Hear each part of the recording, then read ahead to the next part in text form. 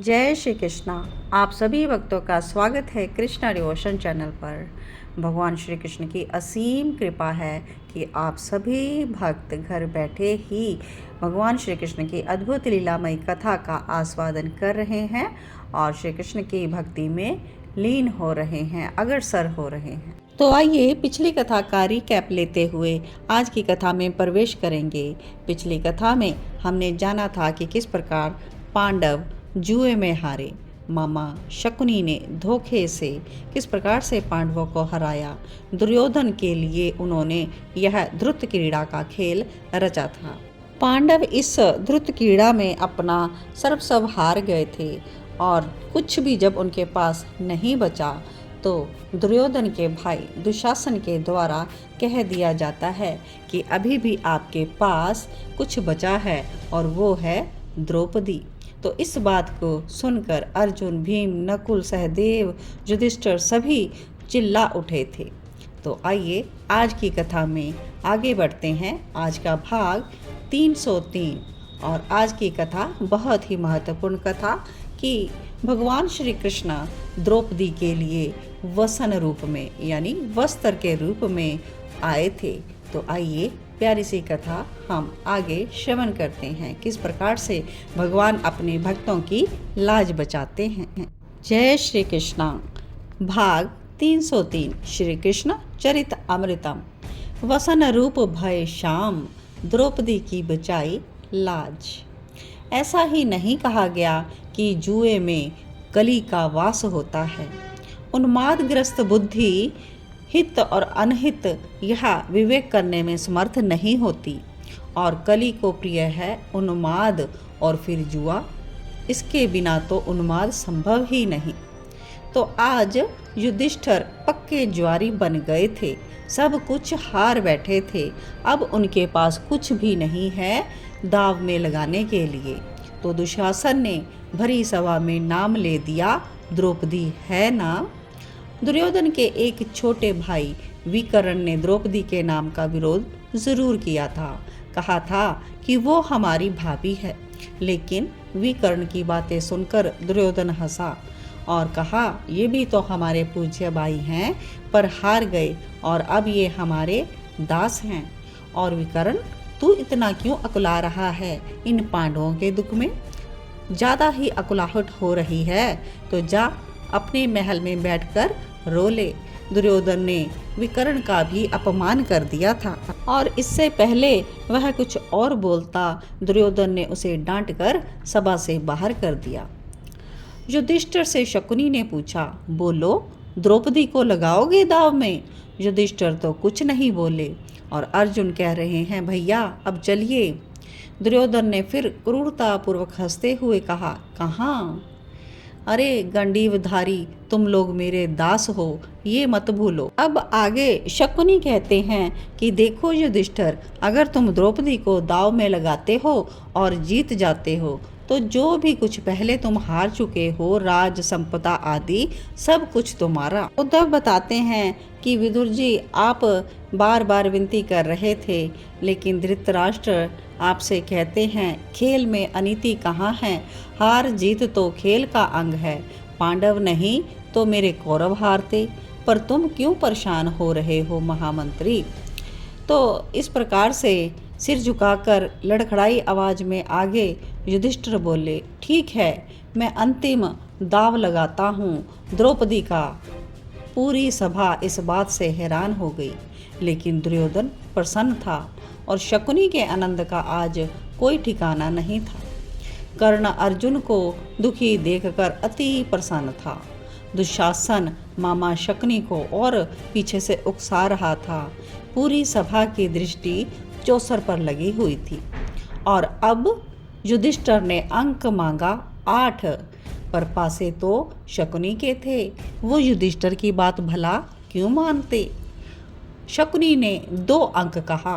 ओहो विधाता, ये क्या समय दिखा रहे हो इन कुंती पुत्रों को? भीष्म पितामह रो उठे।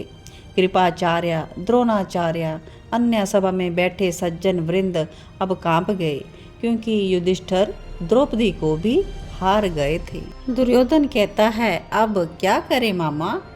कर्ण कहता है, करना क्या है मित्र, बुलाओ उस अभिमानी नारी को इस सभा में। दुर्योधन ने नाटकीय स्वर से पूछा, पर वो तो मासिक धर्म में है।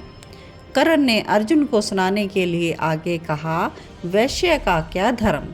अर्जुन इस बात से क्रोध से कांपने लगा और चिल्लाया, अर्जुन तुझे तो मैं काट दूंगा कर्ण। लाओ उस वैश्या को इस सभा में। क्या लगता है द्रौपदी को वैश्या कहने में? अरे 5 पति जिसके हों उसे क्या कहोगे। लेकिन विदुर जी बोले थे, आपकी कुल वधू का ऐसा अपमान और आप सब सुन रहे हो। विदुर जी कहते हैं, उद्धव मेरी महाराज ने नहीं सुनी। मैंने भीष्म पितामह से भी प्रार्थना की, लेकिन वो भी असहाय दिखे। इस अधर्म को, इस अत्याचार को रोकने वाला मुझे वहाँ कोई दिखाई नहीं दिया। और उधर दुर्योधन अपने भाई दुशासन को आज्ञा दे रहा है, जाओ द्रौपदी को लेकर आओ, और अगर वो नहीं मानती तो केश पकड़कर घसीटते हुए ले आओ।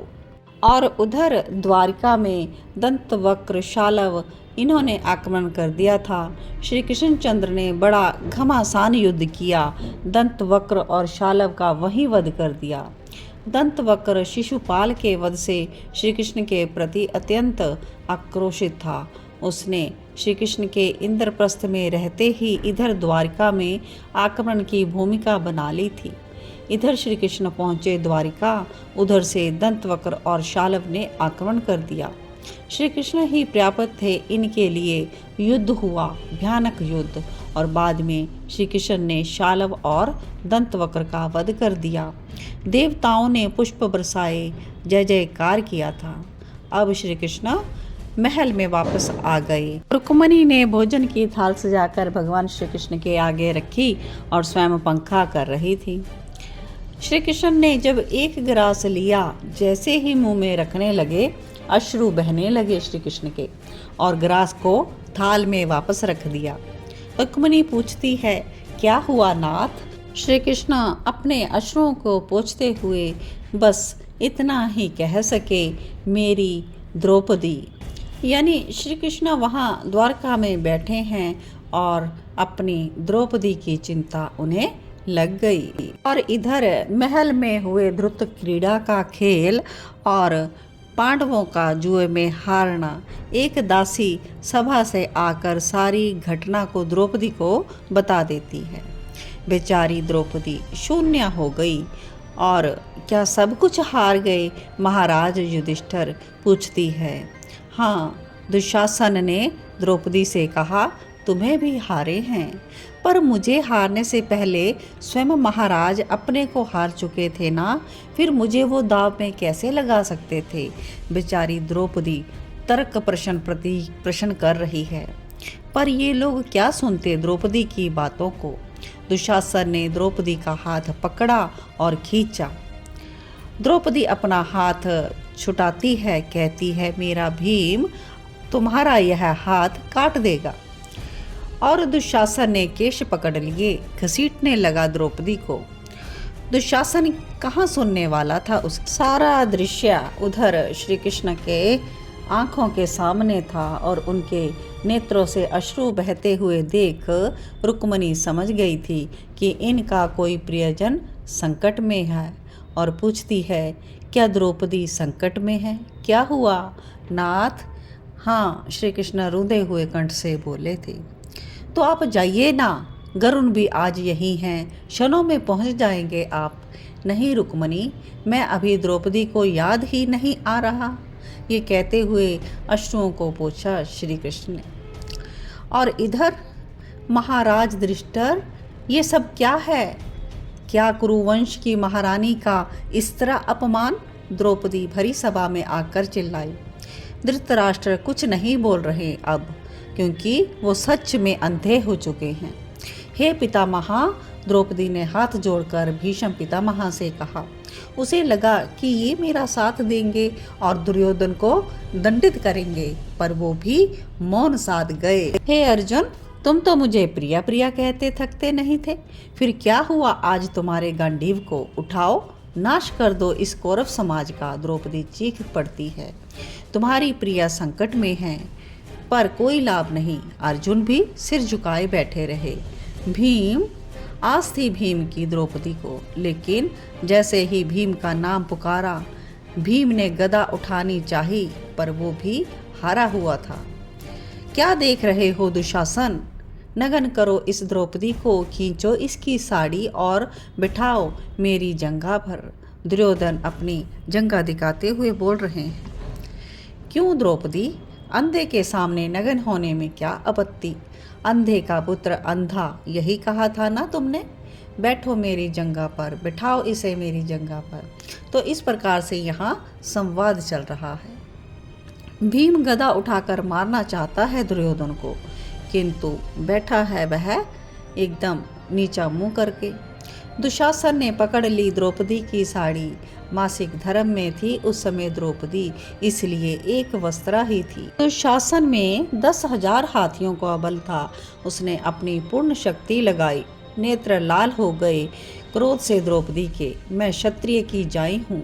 और द्रौपदी ने अपनी साड़ी कसकर पकड़ ली, किंतु दुशासन के आगे बेचारी द्रौपदी क्या करती।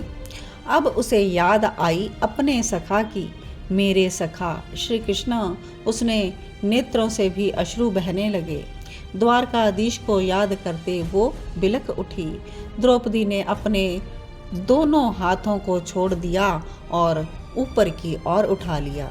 हे कृष्णा, हे द्वारकावासी, हे मेरे सखे, तुम्हारी सखी कृष्णा संकट में है, उसे बचाओ।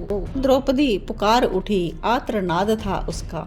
और उधर श्री कृष्ण ने कहा, रुक्मिणी, मेरी सखी मुझे पुकार रही है। और कृष्ण दौड़े गरुड़ की ओर, बैठ भी गए, क्षण भी नहीं लगा और हस्तिनापुर में पहुंच गए। द्रौपदी कह रही है, कृष्ण कृष्ण कृष्ण पुकार रही है। दुशासन साड़ी खींच रहा है। नगन होने वाली है द्रौपदी, लेकिन श्री कृष्ण ने अपनी पीताम्बरी फेंक दी द्रौपदी की ओर। साड़ी से लगते ही वो पीताम्बरी बढ़ने लगी। स्वयं श्री कृष्ण ही पीताम्बरी के रूप में बढ़ते जा रहे थे। दुशासन अपनी पूरी शक्ति लगाने लगा। उसकी शक्ति क्षीण होने लगी। द्रौपदी तो साड़ी के बीच में घूम रही। साड़ी तो उसकी कब की खत्म हो चुकी थी, लेकिन अब श्री कृष्ण ही चिपके थे अपनी सखी के देह के साथ पीताम्बर के रूप में, और वही उसकी लज्जा बचा रहे थे। और दुशासन गिर पड़ा और दुर्योधन भागा उसकी ओर। ये क्या हुआ? दुशासन क्यों गिर पड़ा? साड़ी खींचते खींचते थक गया था। वो तो सवेद से नहा गया। किसी की समझ में नहीं आया कि ये हुआ क्या, इतना वस्त्र कहाँ से आ गया। ये साड़ी है कि नारी है, नारी है कि साड़ी है। यह देखते पूरी सभा चकित थी, पर लीलाधारी की लीला को कौन समझ पाया है। तो इस प्रकार 10,000 जो बल था दुशासन में, वो घट गया, वो चीर नहीं उतार सका। और ये हमारे श्री कृष्ण का वस्त्र अवतार था। जय हो कृष्ण कन्हैया लाल की जय हो, भक्त वत्सल भगवान की जय हो। तो इस प्रकार से आप सभी ने कथा श्रवण की कि किस प्रकार से भगवान श्री कृष्ण ने अपनी सखी द्रौपदी की लाज बचाई थी।